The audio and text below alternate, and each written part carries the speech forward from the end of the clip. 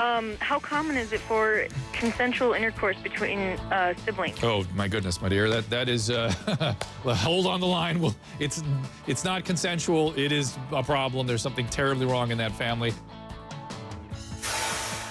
Right now, welcome to the program. That was the final call we took last night. It was supposed to be a 20-second call that I would just sort of wrap things up with, but it was quite a bit more than I could answer in those few seconds I had left. So we're going to readdress that call in just a moment. But first, a reminder that this is Sex and Relationship Wednesday. Later, we're going to have Lisa Vanderpump addressing why married women tend to lose their sex drive. What is that all about? We're going to talk about the ins and outs of that. Is that really something that does happen? Should it happen? Is it a myth? Is it a reality? And why? And should we accept it?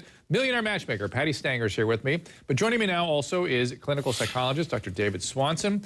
And David and I are going to go out and talk to Christina. We're going to start with that call. Christina, let's start over. Tell me the question. Well, my question is, I kind of changed a little bit. What's the clinical and non-clinical percentage of intercourse occurring between siblings?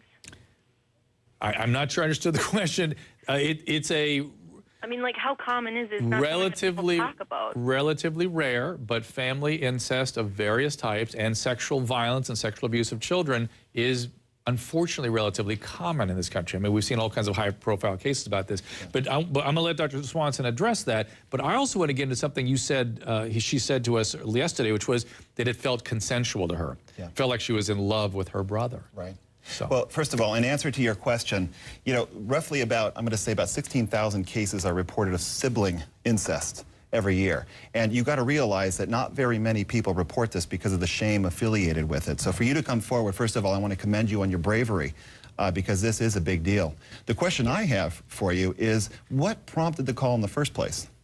Well, I was watching the Dr.Drew show and it just kind of popped in my head. I mean, this thing that happened between me and my brother, the only way for me and my girlfriend to get past it would be to say that it never happened. Right. Right, but it did happen, and it felt consensual. Now, usually when something like this happens in a family, it's because one of the children was sexually abused by an adult. Exactly. That's almost always how it happens, and then that child acts out on other family members, other children very often. I promise that probably wasn't the only child that kid acted out on, but that kid was acting out because of an adult perpetrator. You got to keep that in mind.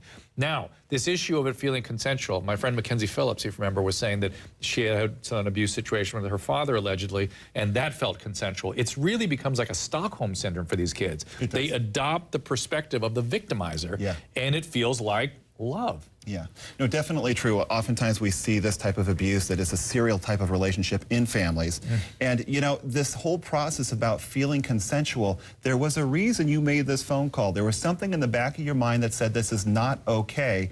And over years, when this starts to happen over time, we start to feel it's consensual because we start to desensitize to those feelings that tell us that it's not okay. And I'm thinking that that's probably what's going on for you. Did it feel like love to you, Christina? Well, it's strange because I mean I have a love for my brother, and it's been so long since I'd seen him, and I mean we were both inebriated, which didn't help, and I don't know, it was my choice, is what it felt like. Do you feel, as much as it's consensual, is this something that when you think about it feels healthy to you? Well, no, I understand that it's not healthy. I understand that it's not at all in line with what society says we shouldn't do. I understand that. And by the way, Christina, I'm going to stop you. It's not about society. It's about what is healthy for a child development, a child's brain. It shatters the child's ability to regulate. It changes their sense of themselves. It changes their functioning in relationships. It changes personality function. It has massive effect. So let's kind of wrap this up, Dr. Swanson, by saying treatment is imperative when somebody's been through something like this. Definitely. I mean, kids who have been through this type of incest with a family member, with a sibling, they deal with anxiety, depression, lower self-esteem. And listen, it's very hard to get close to people when you're an adult because you don't think it's possible. You learn not to trust men, you learn not to trust relationships or give yourself, and you feel damaged. So you feel like the idea of having a healthy relationship isn't possible. What you're wanting to do at this point, and I would really advise you to do this, and I think you would as well, is seek out a specialized therapist who deals with sexual trauma. And in particular, the type of therapy you're looking for is a cognitive behavioral type of therapy. Okay. Thank you, Christina. I appreciate it. I'm sorry I couldn't get this all in last night, but thank you for starting off our program tonight. I'm going to take a couple more calls before we go to break. Tina in Minnesota. Tina? Yes. I was also a victim when I was a kid of sexual abuse by my own brother.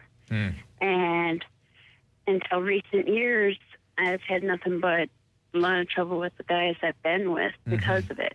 Well, you heard Dr. Swanson say that that's inevitable, and that's been my experience dealing with people that go, this kills me. You know, it's much more common. You said 16,000 people reported, and by the way, the same people, the same kind of phenomenon happens even if it's not a family member. Right. It doesn't have to be a family member to destroy somebody's ability to trust, tolerate closeness, be in relationships, and people need relationships to be healthy. So, Tina, did you have a question tonight? Well, I also got pregnant by him and had a child because of it. Wow. But I want to know how far back can I go or press charges since that, you know. I didn't hear the question. How far back?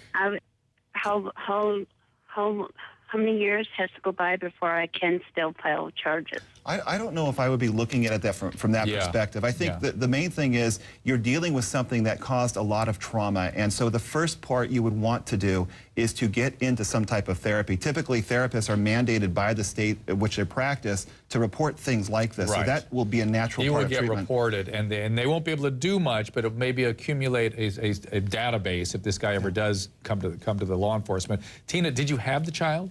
She did. Yes, I did. She's going to be 16 in April. Does she know? Does she know who the parents are? I mean, is she aware of this?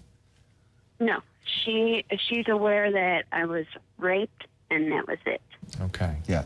Listen, it's very important when you're a victim of something like this to speak up and get help. So much of this is perseverated by the fact that we collude in secrecy. We don't want to damage relationships in the family. We don't want the whatever might come our way, embarrassment or guilt or shame that also might be exaggerated by this. It's so important to take that first step and find somebody that you can get into treatment with. And Christina, I hope that you have taken the initial part of that first step by calling us, and you will take our advice to get real help for a long period of time. And I would suspect the child might need a little something as well, given what you have been through. I will just say a couple. Well, she's adopted, so. She's adopted. Does somebody else is raising her? Yeah. Okay. And are you in her life at all? We send each other loves. Okay. Okay. Well, listen, you are a phenomenal survivor. And that's the one message about people that go through this. I would urge people not to try to go back and confront the victimizer. It's usually unsatisfying and dangerous and problematic, not unless you're working with a professional and for some specific reason you're doing that. And in terms of getting a database, report it. So if this person, who undoubtedly will continue to do this sort of thing, comes to law enforcement, there will be a trail there so they can convict. Tina, I appreciate it. I want to thank Christine also. And I want to thank Dr. Swanson for joining. We miss you. I want you to come back and join us again.